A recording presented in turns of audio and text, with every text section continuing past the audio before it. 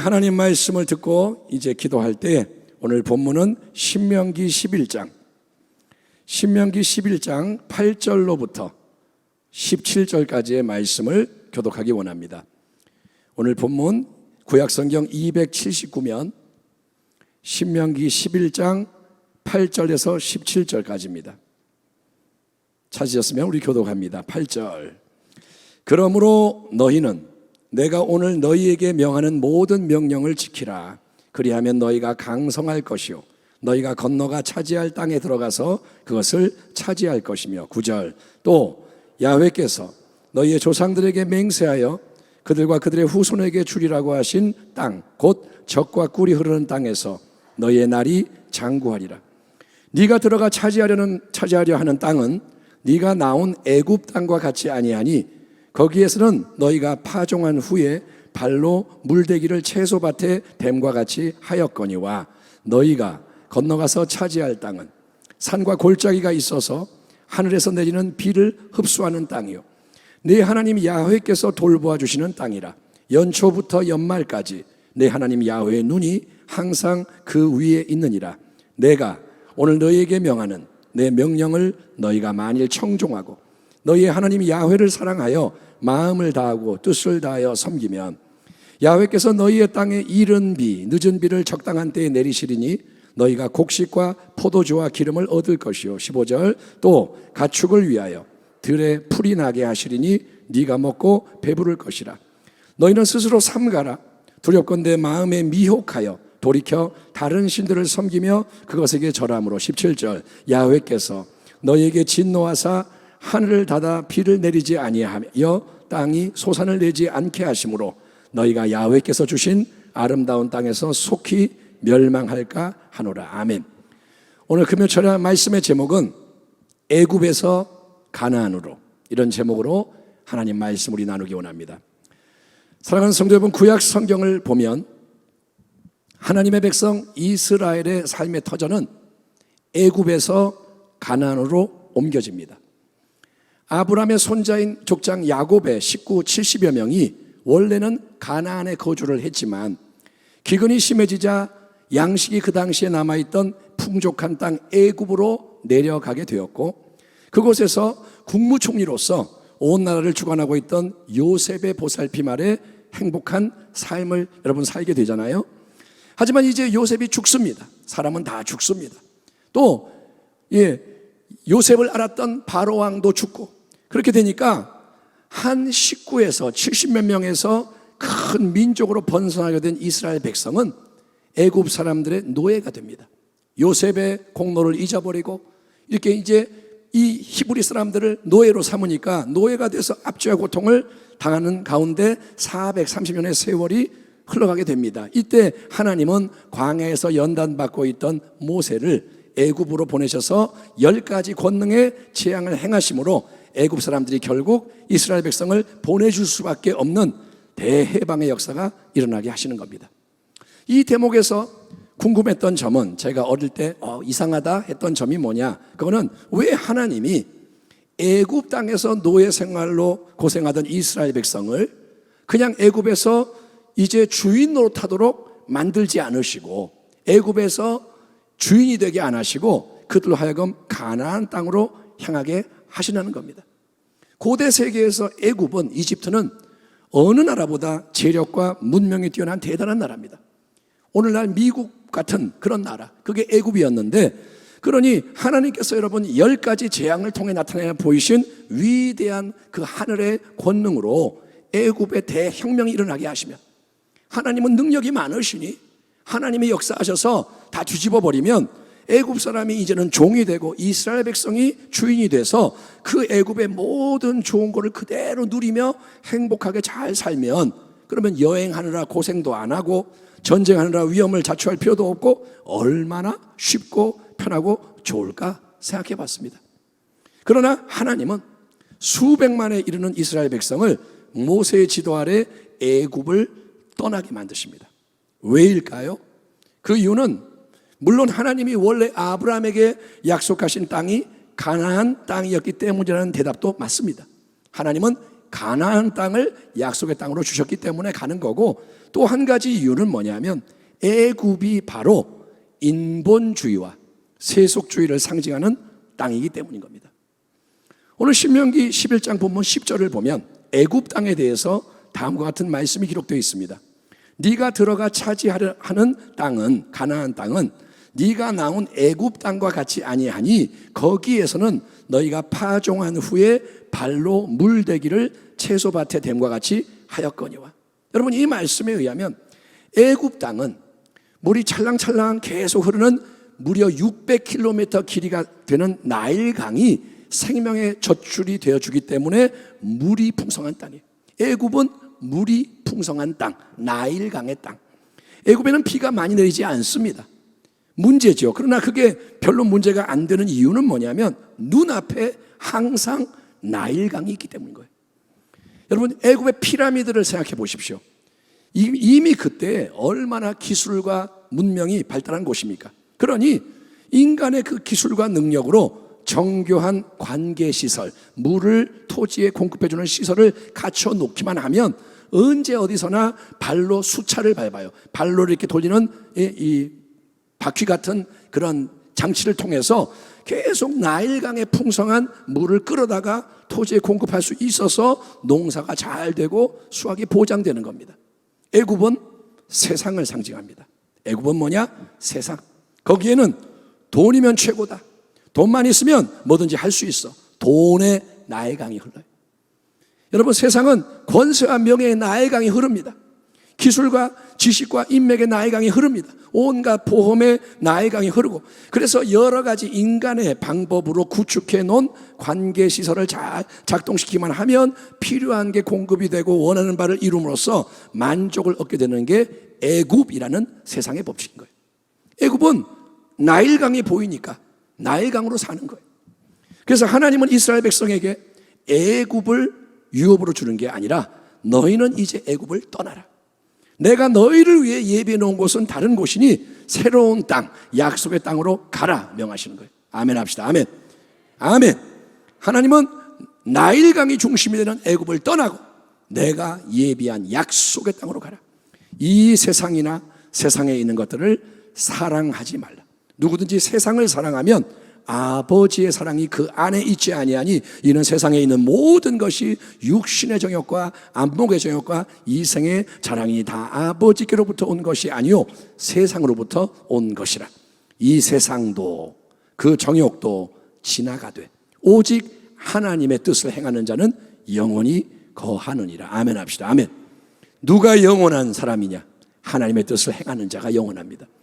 하나님은 이스라엘 백성과 우리가 인본주의와 세속주의의 세상을 떠나서 새로운 땅, 가나안으로 들어가기를 원하시는 거예요. 지금도 하나님은 뭐라고 그러시느냐? 너는 가나안 땅을 밟아야 한다. 그러면 여러분, 하나님이 그의 백성을 위해 예비해 놓으시고 축복의 땅으로 주시는 가나안 땅은 어떤 땅일까요? 애굽은 세속주의, 인본주의. 그러면 가나안 땅은 어떤 땅일까요? 모세를 통해 하나님 주시는 말씀을 잘 들어보십시오. 11절 이하입니다. 너희가 건너가서 차지할 땅, 가나안 땅은 산과 골짜기가 있어서 하늘에서 내리는 비를 흡수하는 땅이요 네 하나님 야훼께서 돌보아 주시는 땅이라. 연초부터 연말까지 내 하나님 야훼의 눈이 항상 그 위에 있느니라. 내가 오늘 너희에게 명하는 내 명령을 너희가 만일 청종하고 너희의 하나님 야훼를 사랑하여 마음을 다하고 뜻을 다하여 섬기면 야훼께서 너희의 땅에 이른 비 늦은 비를 적당한 때에 내리시리니 너희가 곡식과 포도주와 기름을 얻을 것이요 또 가축을 위하여 들에 풀이 나게 하시리니 네가 먹고 배부를 것이라. 너희는 스스로 삼가라. 두렵건대 마음에 미혹하여 돌이켜 다른 신들을 섬기며 그것에게 절함으로 야훼께서 너희에게 진노하사 하늘을 닫아 비를 내리지 아니하여 땅이 소산을 내지 않게 하심으로 너희가 야훼께서 주신 아름다운 땅에서 속히 멸망할까 하노라. 여러분, 무려 430년 동안 이스라엘 백성이 노예 생활을 했던 애굽 땅은 인본주의와 세속주의가 성행하던 세상적인 축복의 땅인 거예요. 애굽은 좋은 게 많지만 그게 뭐냐? 세상의 축복입니다. 이와 정반대로 가나안 땅은 세상의 관점으로, 인간의 기준으로 딱 볼 때는 애굽보다 훨씬 조건이 안 좋은 것 같아요. 애굽보다 가나안이 안 좋아 보여요. 그 대신에 가나안은 뭐냐? 하나님이 친히 모든 것을 살피시고 공급하심으로 여러분 젖과 꿀이 흐르게 되는 새로운 축복의 땅인 줄 믿습니다. 아멘 합시다. 아멘. 가나안은 뭐냐? 하나님이 복을 주시는 거예요. 보세요. 애굽은 넓은 평지가 있고요, 또 나일강이 늘 흘러요. 관계시설만 잘 해놓으면 언제든지 물을 끌어다가 농사할 수 있는 땅이 애굽입니다. 다 갖춰져 있고 조금만 내가 노력하면 얻을 수 있다. 그러나 가나안 땅은 산과 골짜기가 있어서 농사에 불리합니다. 평지가 적고 그 다음에 나일강처럼 젖줄 역할하는 큰 강이 없습니다. 물론 가나안에 요단강이 있죠. 그런데 요단강은 우기 때 좀 범람할 뿐 비가 안 오면 말라버리는 그런 땅, 정말 미약한 강인 거예요. 그러므로 인간적으로는 가나안 땅이 안전과 풍요가 보장되어 있지 않고 문제에 대해서 여러분 확실한 대책이 없는 땅인 거예요. 가나안은 뭐냐? 인간의 방법으로는 대책이 별로 없어요. 그런데 왜 그 가나안 땅이 젖과 꿀이 흐르는 축복의 땅이냐? 그 이유는 하나님이 계시기 때문인 거예요. 하나님이 1년 내내 연초부터 연말까지 두루 돌아보시고 이른 비 늦은 비를 적당한 때에 내려주셔서 추수할 것이 넘쳐나고, 아멘. 하나님이 농사를 지으시는 거예요. 그리고 짐승을 위한 풀, 필요한 모든 게 공급되게 하시는 땅이기 때문입니다. 그러니까 애굽의 축복은 눈에 보이는 것에 근거한 세상의 축복을 인간이 쌓아두고 지켜내야 하는 거지만, 가나안의 축복은 눈에 보이지 않는 하나님이 만복의 근원으로서 필요한 모든 것을 시시때때로 더해 주시는 하나님 나라의 축복이 임하는 것입니다. 아멘.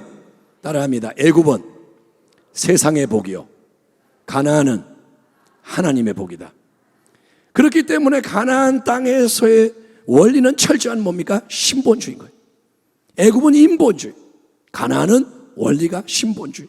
하나님과 그의 백성이 언약으로 맺어져서 서로에게 온전히 헌신해야 하는 사랑과 충성의 관계 속에 있는 겁니다. 나는 너의 하나님이다. 너희는 나의 백성이다. 나는 너에게 올인할 거다. 너도 나에게 올인해라. 이게 언약입니다. 그래서 하나님의 백성이 여러분 마음을 다하고 뜻을 다하고 힘을 다해서 오직 하나님을 사랑하며 섬기며, 즉 하나님만 참되게 경배하고 하나님 뜻인 말씀에 순종하는 길로 걸어가기만 하면 여러분 하나님은 먼저 그의 나라와 의를 구하는 자기 백성에게 삶을 위해, 사명을 위해 필요한 모든 좋은 것을 더해 주시는 것입니다. 그게 뭐냐? 하늘을 열어주시는 거예요. 시적절하게 비가 내리게 하시고 모든 게 잘 자라게 하시고 대적이 쳐들어와도 다 물리칠 수 있도록 친히 역사하시는 풍성한 복을 하나님이 부어주시는 거예요.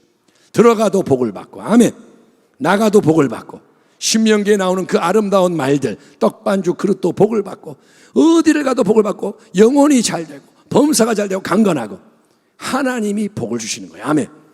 그러나 반대로 만약에 하나님 백성의 마음이 미혹이 돼서 하나님 아닌 다른 신을 섬기며 하나님 말씀과 위배되는 다른 길을 걸어가게 되면 하나님은 하늘문을 닫아버리시고 비를 끊어지게 하시고 모든 게 황폐 핍절하게 만들고 원근각지의 대적이 쳐들어와서 고통당하고 망하게 되는 저주의 역사를 내리는 게 언약의 또 다른 측면인 거예요. 언약은 양면이 있는 거예요. 복의 역사가 있고 저주의 역사가 있습니다. 그건 지금도 마찬가지예요. 예수를 믿으니까 저주는 없고 다 무조건 복이다가 아니라 네가 어떻게 믿느냐 하나님이 물으시는 거예요. 그렇기 때문에 하나님은 가나안 땅에서의 새로운 복의 역사를 누리게 하기 위해서, 가나안 땅에 들어가 살게 하기 위해서 이스라엘 백성과 오늘날의 성도에게도 먼저 광야의 연단과 훈련을 허락하시는 겁니다. 따라합니다.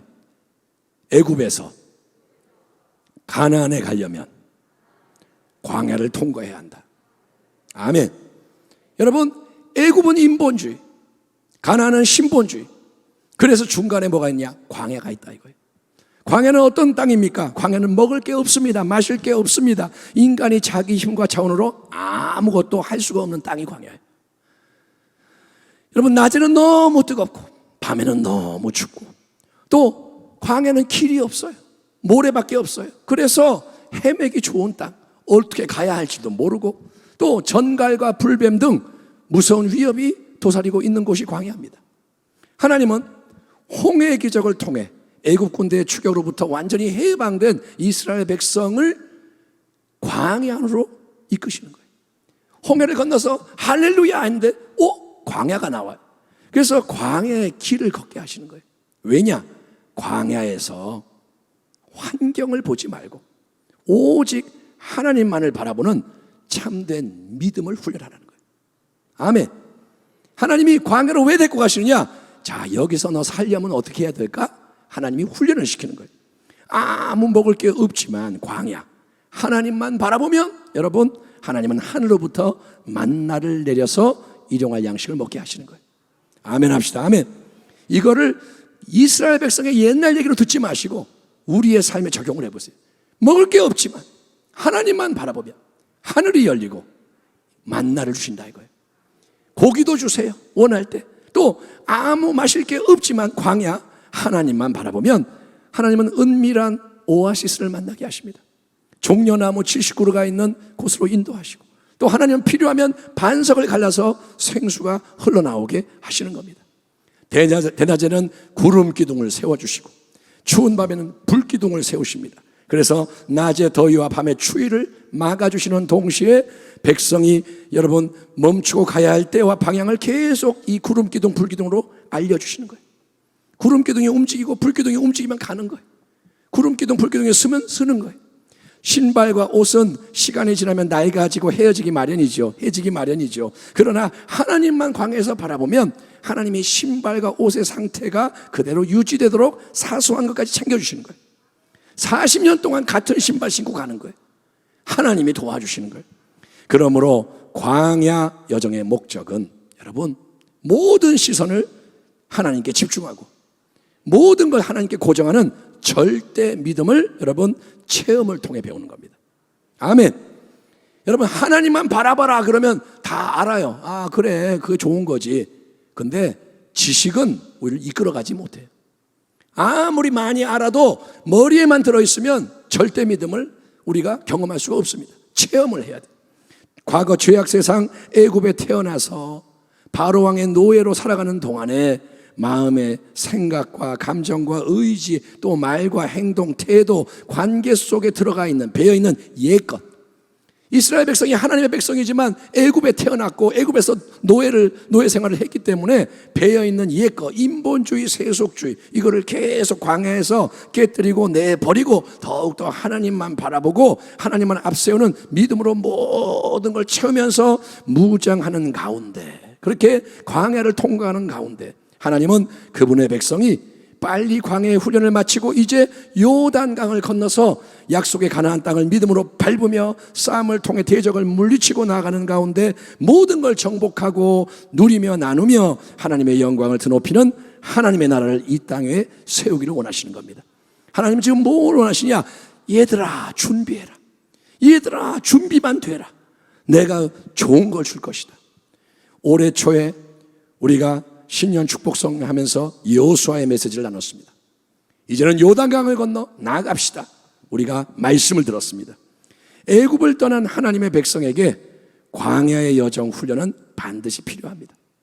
애굽 다음에 곧바로 가나안이 아닙니다. 반드시 광야가 있습니다. 하지만 이스라엘 백성의 출애굽 첫 세대처럼 광야에서 헤매다가 끝나면 절대 안 되는 거예요. 광야가 우리 인생의 목적지가 되면 안 되는 거예요. 이렇게 살아가는 날들이 광야로 끝나면 안 돼요. 여러분 여호수아와 갈렙처럼 구별이 되고 하나님의 인정을 받아야 할 줄 믿습니다. 하나님은 믿음을 보시는 거예요. 여호수아의 믿음, 갈렙의 믿음, 하나님은 믿음을 찾으시는 거예요. 우리 모두가 사랑하는 성도 여러분 마음을 새롭게 함으로 변화를 받읍시다. 아멘. 그게 합시다. 아멘. 마음이 새롭게 되기를 축원합니다. 애굽의 인본주의, 세속주의를 버려요. 애굽 자꾸 돌아보지 말고 이스라엘 백성은 맨날 원망하며 애굽이 어쩌고 그러니까 가나안에 못 들어가는 거예요. 그거를 버리고 신본주의에 헌신하는 거예요. 신본주의. 하나님이 왕이십니다. 하나님이 모든 걸 주관하십니다. 모든 시선을 하나님께. 아멘. 여러분의 눈이 하나님을 향하는 거예요. 방해가 와도 하나님, 문제가 와도 하나님, 하나님만을 바라보는 거예요. 아멘. 외로워도 하나님, 옆에서 사람들이 막 춤을 춰도 나는 하나님 바라보고, 하나님의 말씀을 경청하고 순종하며 나가는 게 우리가 할 일이에요. 하나님을 바라보는 게 뭐냐? 하나님 말씀을 듣는 거예요. 그리고 그 길을 가는 거예요. 아멘. 눈에 보이지 않지만 하나님 말씀을 듣고 가는 거예요. 그러면 하나님은, 살아계신 그분은 신본주의의 복된 새 역사를 우리에게 넘쳐나게 하셔서 우리가 대적들을 이기게 하시고 열린 하늘을 통해 단비가 내리게 하시고 모든 게 잘 자라게 하시며 하나님을 영화롭게 하는 아름다운 일이 온 세상 앞에 교회와 성도를 통해 일어나게 하실 것입니다. 오늘 말씀의 결론은 이겁니다. 성도 여러분, 애굽, 광야, 가나안은 우리가 여행을 가는 자리가 아닙니다. 내가 지금 부평에 살고 있는데 저 딴 데 이사 가야 한다, 이런 말이 아닙니다. 바로 우리가 서 있는 이곳이 애굽일 수도 있고 광야일 수도 있고 가나안일 수 있다 이거예요. 중요한 게 뭐냐? 우리의 마음이라는 거예요. 아멘. 지금 당신이 서 있는 그 자리가 마음이 어떻게 되느냐에 따라 애굽일 수도 있고 광야일 수도 있고 가나안이 될 수도 있다 이거예요. 마음을 새롭게 하기를 축원합니다. 믿음을 갖기를 바랍니다. 모든 시선을 주님께 드리고, 그러면 애굽이 가나안이 되는 거예요. 광야가 끝나는 거예요. 그래서 여러분, 새 역사의 주인공으로 다 쓰임받게 되기를. 여기는 여러분 모두가, 온라인 예배 드리는 모든 분들이 한 분도 낙오하지 않고 하나님이 복을 내리시는 가나안에 들어가게 되기를 주의 이름으로 축원합니다. 기도하겠습니다. 하나님 아버지, 오늘 나눈 이 말씀대로 이루어지리이다. 마음이 그렇게 중요한 것을 늘 선포하고 계시니 아버지여, 들을 귀를 주시고 받는 마음을 주셔서 이제 애굽의 역사가 끝나고 광야도 지나가고 가나안의 정복과 승리의 역사가 있게 하여 주시옵소서. 그러나 주님은 말씀하십니다. 가나안에 들어가서도 마음이 변치 말아야 한다. 가나안에 들어가서도 네 마음이 미혹되면 하나님이 달리 행하신다 말씀하시니 두렵고 떨리는 마음으로 하나님을 경외하며 이 진리의 길을 끝까지 걸어가 승리하게 하여 주시옵소서. 모든 시선이 주님을 향하는 이 밤 되게 하여 주옵소서. 예수님의 이름으로 감사하고 축복하며 기도하옵나이다. 아멘.